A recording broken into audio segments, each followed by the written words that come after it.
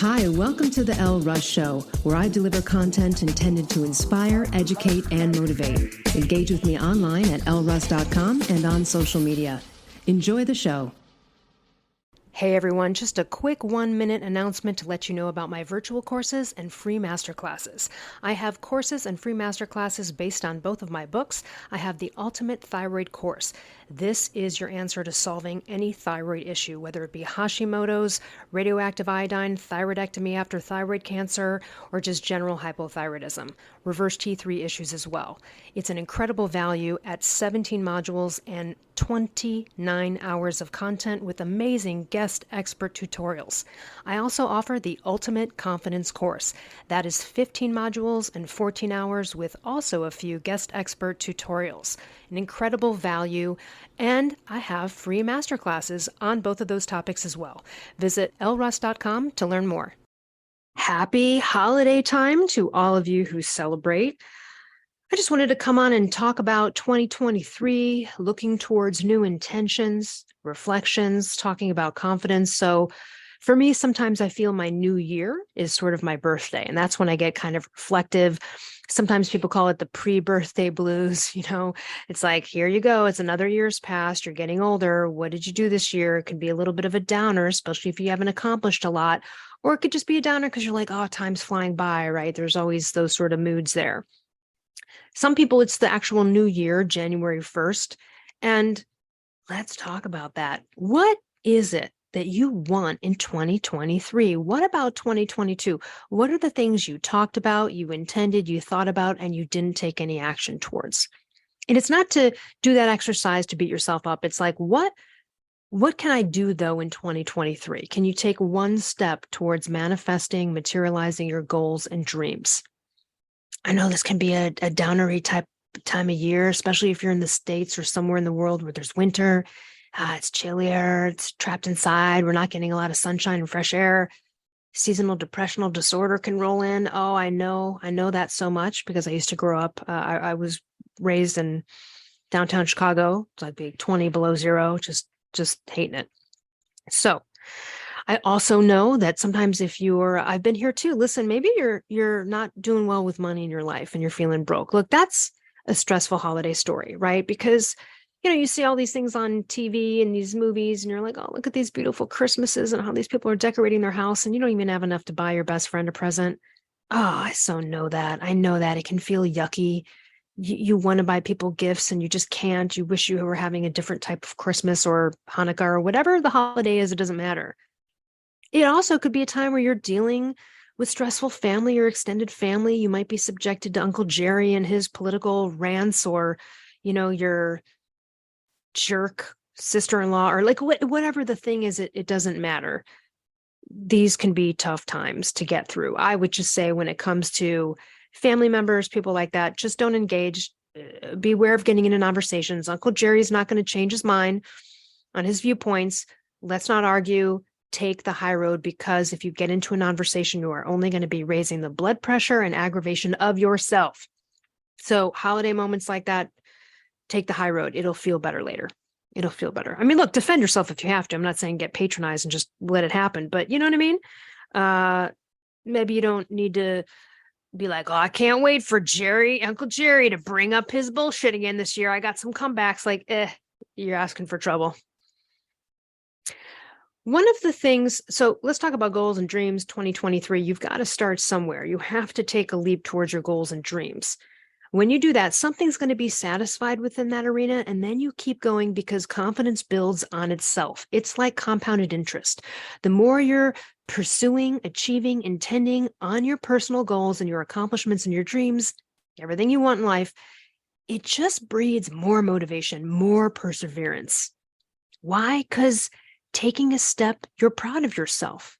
We all know the people, maybe even you too, who started some sort of like boot camp or like, I'm going to get healthier, I'm going to do exercise, right? I'm going to lose weight in 6 weeks.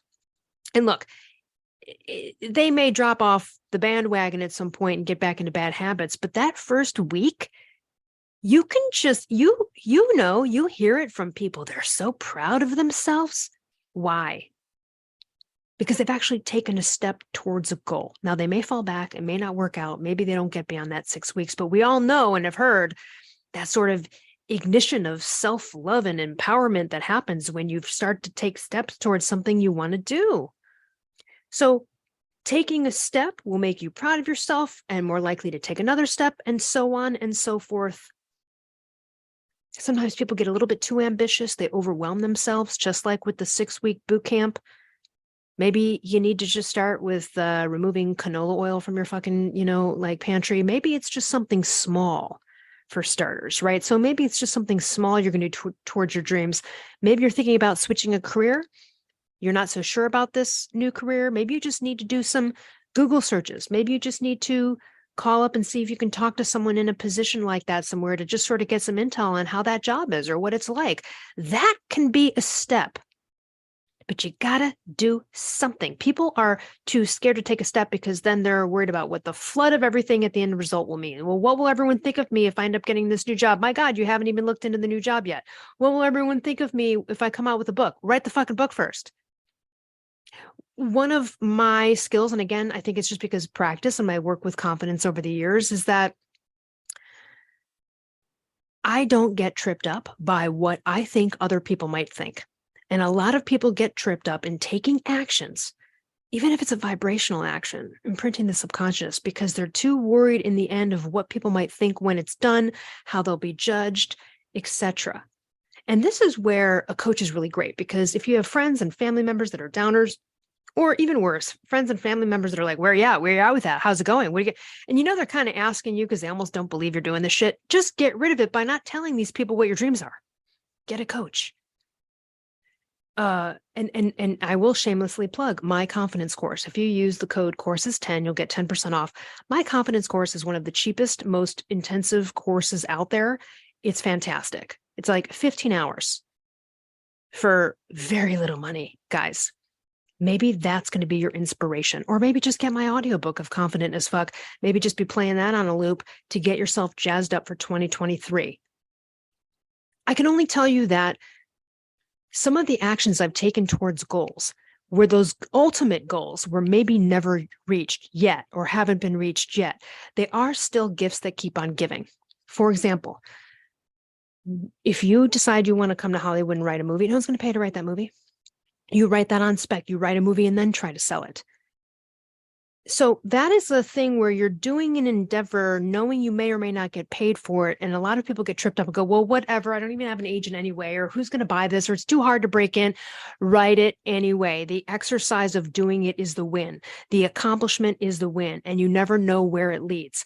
I initially wrote a couple of sitcoms with a comedy buddy of mine because I was like, you know what, maybe we should just write and sketch comedy. Let's blow it up. And don't you think we should write a pilot? Like, I've never written a pilot. Shouldn't we write a pilot episode? We're comedy writers. Let's write a show. Let's do something.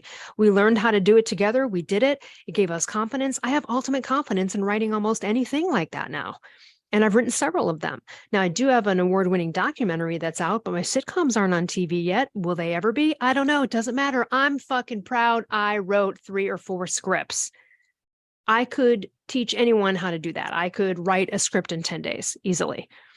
So that skill in and of itself, my confidence in my abilities as a writer, even though I'm not technically a TV writer, right, at this moment, I've written more TV scripts than I have books. Those accomplishments are gifts that keep on giving. And they prepared me for the role when the documentary did come up, because I had already on my own, without anyone paying me for it, without caring about what people would think, with my writing partner, we just hunkered down and for fun, because the love of it, because we wanted to accomplish it, we did that. And then when I got approached to write a documentary, I was ready. So you don't know.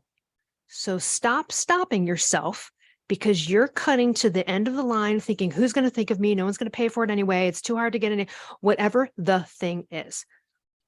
I hear so many, if you look on Twitter, God bless them, but if you look on Twitter, like hashtag writing community, anything with the writing community, it's a bunch of writers really complaining about, I feel so bad. I did like 50 queries today. No one's writing me back. I don't know if they're looking for sympathy. I don't know if they're playing the victim. Maybe they're just sharing honestly.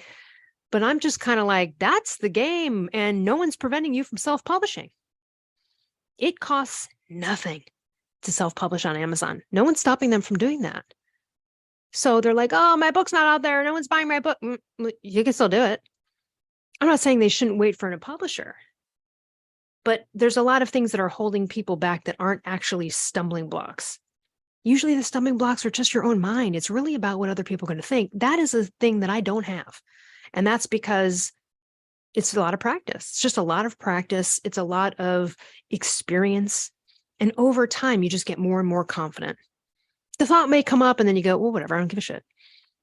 There's also a reason and a season for procrastination being a positive thing. I thought about doing online courses like 4 years ago.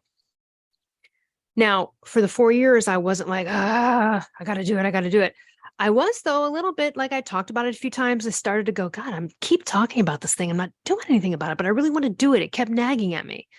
Long story short, without all the details, it happened to be, for so many reasons, the exact perfect timing when I released them in 2022. It was the perfect timing for so many different things that enabled that scenario. It was the right timing. But there's a little bit of me that had been like, it's not happening fast enough, or I want this done already. I already know it. I just want it done. You have to have patience with some of these things or a process. So sometimes procrastination, or it seems like procrastination, and it's not, it's a positive thing. I still was shooting towards it, thinking about it, still intending to do it. And then I did. Perfect timing. I can just tell you right now that being on the other end of it, finally accomplishing the thing, whatever it is, the book, the courses, whatever it is in your life that you want to accomplish, the new job, new friends, it doesn't have to be monetary, doesn't have to be material, but it has the most wonderful life-enhancing effects. The accomplishment of setting a goal and then attaining it, regardless of what anyone thinks, regardless of whether you're paid for it or not, is the biggest confidence booster I can think of. So let's get out of what will people think. You just have to get to a point where you go, well, how's that working for me? Because I still want to do this thing and I haven't, and it's because I'm worried about what other people think. And then what are you going to do at the end of your life? Blame those people? Blame those, like they, what will they, or who, or your mom or your dad or whoever you think might not believe in you. They still may never believe in you, even if you accomplish the thing and go to great heights. It doesn't matter. We cannot care about what other people think of us in the pursuit of our dreams. And that's why it's good to get a coach, take a course, right? Read self-help books, podcasts, whatever you can do, but don't share it with the downers in your life. Don't share exciting things with people that might project a lack of confidence onto you. Avoid it while you build your confidence. So I don't know. I don't care what you want in 2023. Maybe it's you just want to get a new tribe of friends. Maybe you just want an experience, a feeling. Maybe you want to just experience romantic love. Maybe you just want more laughter this year. You just want to crack up a lot and be laughing all the time. Goals and dreams don't have to be material or related to money. One of my intentions many, many years ago, and this is a good example because I love throwing dinner parties or having small gatherings like that and cooking for people. But, look, like you need a space to do that, right? You want the proper kitchen. You want to have money to be able to afford maybe the prime rib for 6 people. You put on a nice dinner party. These things are like, there's some practical elements involved in throwing a dinner party. But instead of focusing on, I'm going to need the money for the house and then the dining room table and then the flatware, and then I'm going to have to buy the roast and then invite the people. Okay, instead of all the monetary, practical stuff that goes around that, I sunk into the feeling of what it would be like sitting at that table, putting my last plate down when everyone's getting ready to eat, the feelings of laughter, maybe the feeling of being in the kitchen and someone coming in, while they've been hanging out with people in the living room, and they come in with a glass drink in their hand and they're just kind of talking to you for a few minutes while you're finishing off the gravy, like whatever that type of experience, what's the experience and feeling you want? And you simmer in that. And look, it seems hippy dippy. It's totally a pseudoscience. There's no scientific entity that would ever say intention or feeling the feelings of will get you what you want is fact. No one will ever say that. I'm just saying, try it. There's no one watching you. And it works for all of my clients and me, all of my coaching friends. Maybe you want better relationships. Maybe you just want to remove yourself from a toxic circle of friends. What is your intention or intentions for 2023? Write them down. When you write them down, here are my intentions for 2023. I am so happy and grateful now that I'm driving my new car. I'm so happy and grateful now that ... And then you make a list. When you go down that list, write it first. Then you go back. You go back to the number one on your list. Let's say it is, I'm so grateful and happy now that I'm driving my new car. Great. That's a lovely sentence to write down on a paper. Get into the feeling. Sit there with an iPhone timer, 1 to 2 minutes. Feel the feelings of it. Because let me tell you something. When I used to have a horrible beater that I was embarrassed to drive, just dreaded getting into, squealing everywhere, looked like crap, just hating it. I just couldn't wait to one day have a new car. Like just one day, if I could get a new car, like that was all I could think about then. Well, I've had new cars since. I don't take them for granted. To this day, I still will kiss the steering wheel of my car while I'm driving and be like, oh my God, I love you. Because I don't forget. Sometimes we have to revisit manifestations. Sometimes we cannot forget how soon we forget the mercies and the manifestations we've already had. What do I mean by mercies? The near miss when you almost fell off a cliff but didn't.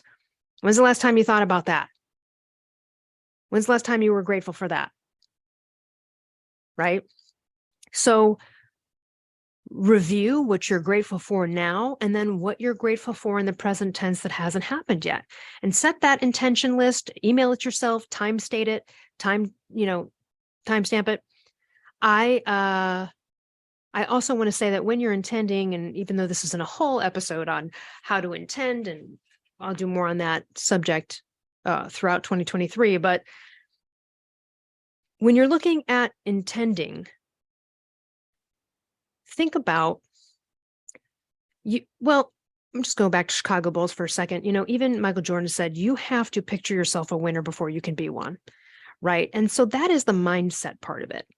Then you kind of then you have to take some inspired action towards things. And maybe the inspired action is just curiosity. Maybe the inspired action is daydreaming. Listen, daydreaming counts. It's a mood uplifter. We've got 70,000 thoughts a day, but you're probably sitting around thinking about to-do lists, things you need to do, worrying about other people's lives. You're sitting there for 30 minutes and you're pissed in your head about why Joe chose the college that he chose because he should have chose the other one, or why Amy shouldn't be dating the guy she's dating. Long story short, whatever your judgments are, we all have it. It all happens to us. Turn it around. Be aware of your thinking. That is the first part of intention. What am I thinking about? Now, I'm not saying if you're sad, don't be sad and start thinking positive thoughts. That's just fake. No, feel the feelings, but you need to start to turn it around so that you're not water cooler talk bitching to yourself about things in life. How much of your day and your thoughts are spent on what you want? Why did people lose daydreaming along the way? Daydreaming is literally one of the, whether you call it meditation, intention, it's one of the fast tracks to materializing your goals and dreams. Really imagining the feelings of what it would be like to have the thing you want without judgment from the outside. And I know that's difficult for some people. So write that intention list. Maybe every day you wake up, you look at it, and the iPhone timer's on. Maybe you make a list of the pillars of your life, health, career, relationships, finances, whatever categories, and go through each one. Go through finances. What do I like about my financial situation right now? What do I not like about it? What do I want to change? What do I want? What do I like about my health situation? What do I want to be better? What do I not like about it? Go back and just go through the pillars of your life and go, what's working here? What's not? What's working? What's not? And then what do I want? And that's where you focus your iPhone timer on. It's the wanting. Maybe you want to start a business. Maybe you want to just have more friends. Maybe you want more love in your life. Maybe you want more laughter. It really doesn't matter. It doesn't matter, but it is time to get on this shit, people. I can just tell you right now that all of the accomplishments in my life to this day are still gifts that keep on giving. Still gifts. Half of them never got paid for. Weren't about money. Start to envision what it's going to be like when you have the thing that you're trying or wanting to get. Let's say you're in a bad job with shitty people. Well, then you imagine walking into that office and high-fiving friends and having someone buy your favorite coffee and bring it to work, or going out after a great work day for, cocktails with your coworkers. I mean, use your imagination. Now, it's not to say that you intending that is going to suddenly shift all of your shitty coworkers and they're going to be great one day. You may not be able to change the vibe of that environment. You also may be able to. That crappy employee could quit. Stuff like that does happen. But even if not, maybe a new opportunity comes in that is for the job where you love all the people. There's so many possibilities. Just because it hasn't happened to you yet doesn't mean it can't. So just start putting yourself in this vibe, the feeling of the thing. So why do we do this? We're imprinting the subconscious mind. We want to gear our awareness and our thoughts towards the things that we want, the things that we love in life, not all of the things that are wrong about life, not all the things we don't like in life. Again, it's just transferring our focus. I asked someone the other day that was struggling in looking at the worst case scenario of a situation in their life. And I said, isn't it interesting that you're spending all of this time focusing on all of the worst things that could happen, but I never hear from fucking anybody about what the best possible things that could happen. Isn't it interesting that we go to the negative, the worst case scenarios? What about the best case scenarios? It's just a better place to be in your mind. It's just a better place to live. And I do think it affects the outcomes in your actual tangible reality. One of the things you can do is if you're in a conversation with someone and they're downering, water cooler talk, bitching about life, complaining about the things that they don't want, and you're like, oh, this conversation sucks. This is bad vibes, and I'm here for another couple hours. The way to turn it around is you don't have to sit there and preach positive power thinking, power positive thinking to people, but you can do something like this where you just shift the energy by saying, oh, okay, look, hey, I'm hearing all this shit that you hate about your job, but like, what would be the ideal job for you? Like, if you could choose, like, forget what you think is realistic, just forget what you think is out there right now. What do you think, like, what would be your ideal work day? Like, what kind of work environment do you want? What kind of people do you want to work with? When you ask someone those kind of questions and they start answering them, they light up. Have you ever asked a person like, hey, if you won the lottery for $200 million, like, what would you do? Aside from you get a tax attorney, you'd go on vacation for a while, but like, what would you do? Has that ever been a bad vibe conversation? Usually people are like, oh my God, well, I would do this, I would do that. You learn more about who they are, what they want, and the mood is uplifted. So you can do that. If someone is bitching about not having a relationship and you say, well, here's the thing, I'm hearing about what you don't want. What do you want? And they go, well, I definitely don't want someone who's going to cheat on me. You go, okay, hold on. That's what you don't want. Okay. So you want someone who's like faithful and monogamous. Great. What else would you want? So just keep turning it around into the positive. When you ask people what they want, you've shifted that focus. Now, again, sometimes their answer comes in a negative, like, well, I don't want a guy who cheats on me. Well, that means you want someone who's faithful, right? Like, or whatever the opposite is. And you can turn that around. You don't need to preach to people about power of positivity. You can just naturally segue and change the conversation. And by the way, I do this with my friends who are coaches. Look, we're all human beings. We're all going to call up and binge and vent about something. But one of my friends is a coach. I heard them kind of going down this train. I go, whoa, hey, love you. Let's just, I'm hearing a lot about what you don't want right now. Let's turn it around. And they're like, oh shit. Yeah, good. Thank you. Oh, thanks for catching me. That's the kind of awareness. It's also the benefit of being friends with coaches who understand this as well.